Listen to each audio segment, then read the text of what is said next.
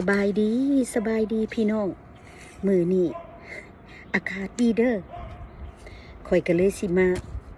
เอาในที่ว่าข่อยกล้าไว้นะพี่น้องเอ้ยเมาตั้งแต่ไปในจนออกนอเบิ่งแหน่จนออกนอเบิดแล้วก็สิเอาลงมักใส่ขี้ดินมองทั้งที่แล้วโลดเนาะก็ว่าสิเอาใส่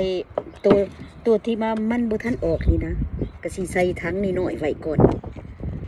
อันนี้เป็นในบักบวบเนาะในบักบวบที่ว่าเฮา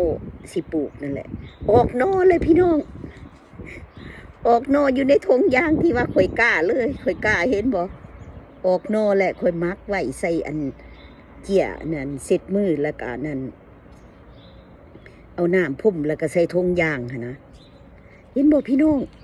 ออกนอแล้วออกนอเบิ่งแน่เจ้าของเมาแต่ไปได้เพิ่นบ่อยู่ได้เพิ่นไป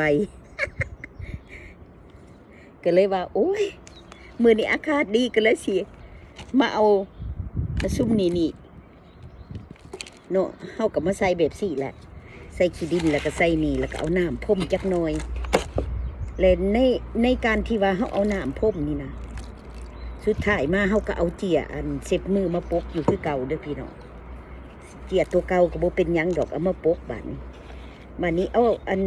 ปกแล้วแหละปกแบบสี่แล้วนะสิปกแบบสี่แล้วเอาก็เข้าไปไว้ในเฮือนอยู่คือเก่าแล้วเนาะเพราะว่าอยู่นอกนี่มันยังอากาศเย็นอยู่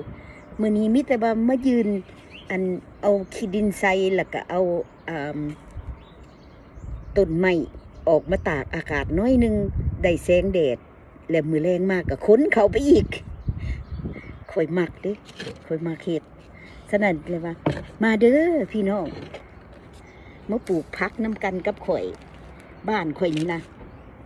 อากาศยังหนาวอยู่พี่น้องข่อยต้องบังอันนั้นเงาอันเชดของอันนั้นไม้อยู่นี่นะเพราะว่าคันบ่งะบังนะเหลื่อมตา เหลื่อมตาเห็นบ่เห็นดูพี่น้องในผักของข่อยสิในผักข่อยเป็นอันออกนอแล้วนี่ในบักทั่วเหย้าเฮาหั่นนะบักทั่วเฮาอันกล้าไว้เพราะว่าคันเฮาบ่กล้าอยู่อันไว้หั่นนะบัดเวลาเพิ่นอันเฮาเอาออกไปมันเป็นเดือน5เดือน6แล้วเพื่อเพิ่นสิเป็นหั่นก็ใช้เวลาบักดนๆซะนั่นแหละจังว่ากล้าไว้